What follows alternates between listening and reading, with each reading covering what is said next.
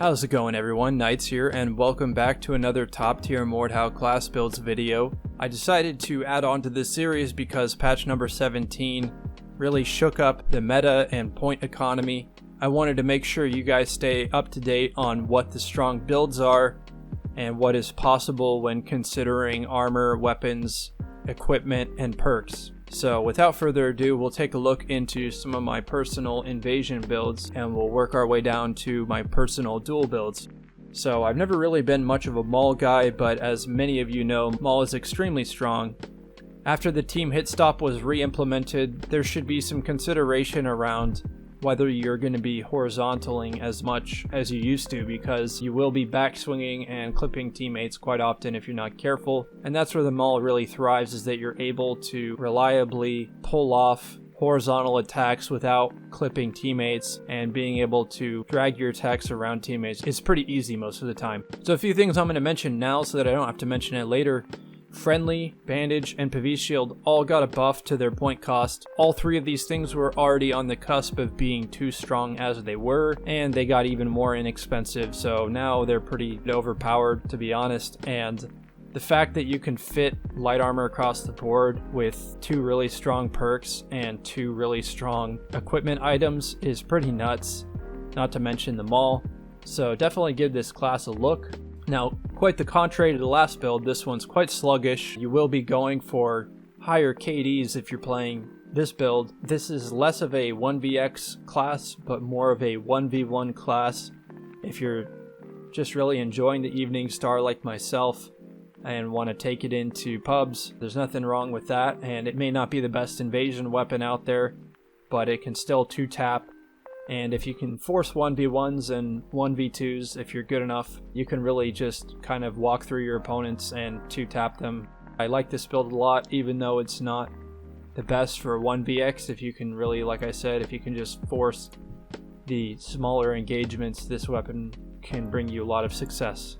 Now, I have not used the Bardiche a whole lot since the patch, given that I've made a few gameplays using the Bardiche recently, so I don't want to oversaturate the Bardiche gameplay. But I have to say, the Bardiche is probably the best weapon in the game for frontline and invasion at the moment. There's nothing that really holds it back in any sort of category. If you haven't really given the Bardiche a look, definitely check it out.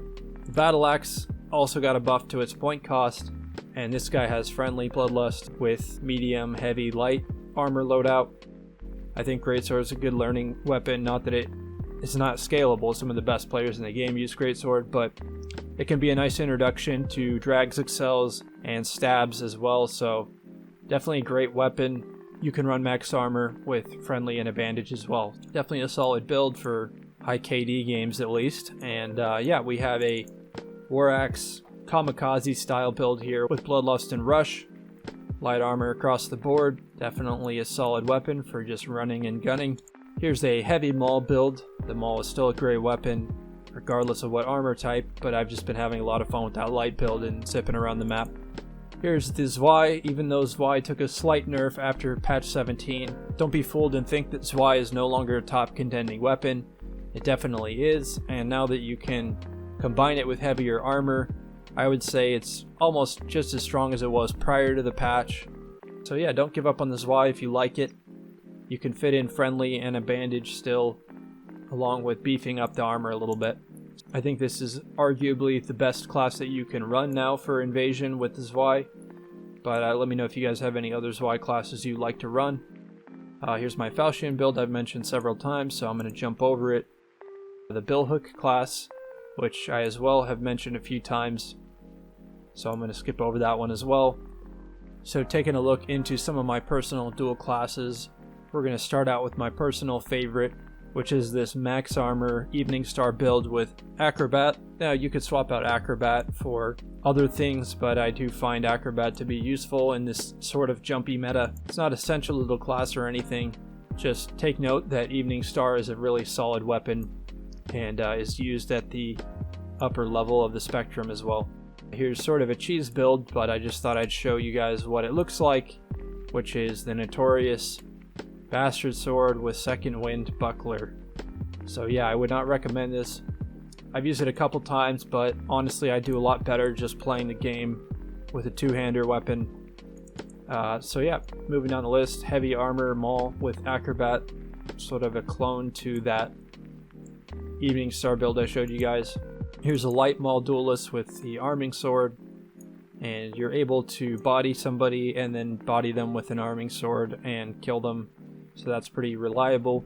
Acrobat second wind, and yeah, you can pretty much just footwork your opponent's really solid class.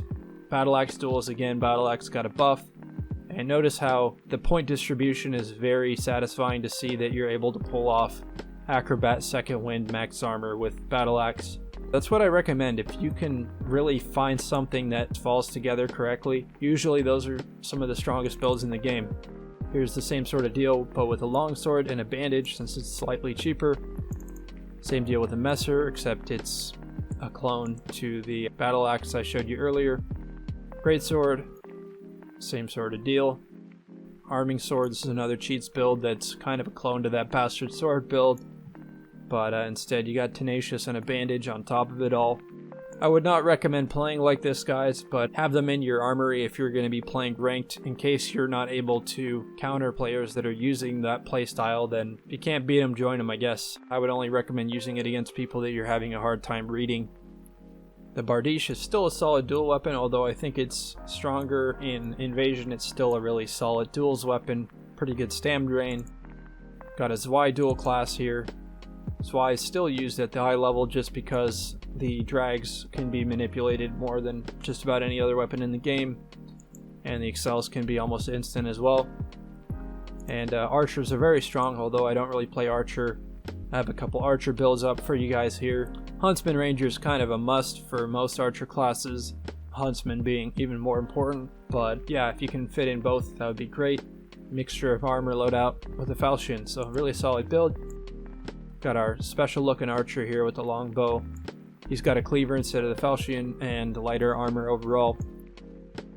This guy was a bit out of order, but it's a poleaxe with second wind. Again, really nice point distribution. Poleaxe is pretty strong at the moment as well.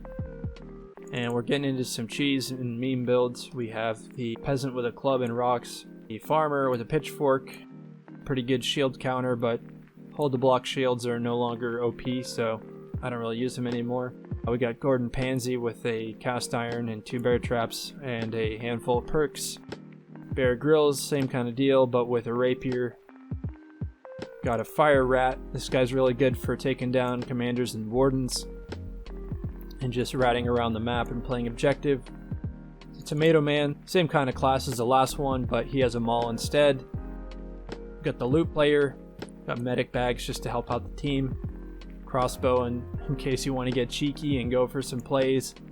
Finally, we got a couple of engineer builds. We have a smoke engineer and a med bag engineer. I would say the smoke one's a bit better overall, but doesn't have any sort of heal source, so I suppose you could swap out smoke pot for bandage and kind of work things around so that you could still afford fireproof. But yeah, this guy's a really good engineer for putting out the fire and dealing with that. Here's a good team player engineer as well, and just keeping your health full. If you get tagged up by archers, you can constantly regen off your health pack. So yeah, give those a look if you're looking to play engineer. But anyways, guys, I hope you enjoy those builds. I've been having a lot of great fun lately with the invasion game mode, and I've had fun with ranked while it's lasted, but I think I'm going to have to throw in the towel for ranked at least for a little while. So I hope you guys enjoyed the video. Let me know if you have any questions down below, or if you have any builds yourself you'd like to throw out there to the community. I would hope that you guys would share some cool insight with each other. And thanks again so much for watching the video. I will catch you guys very soon.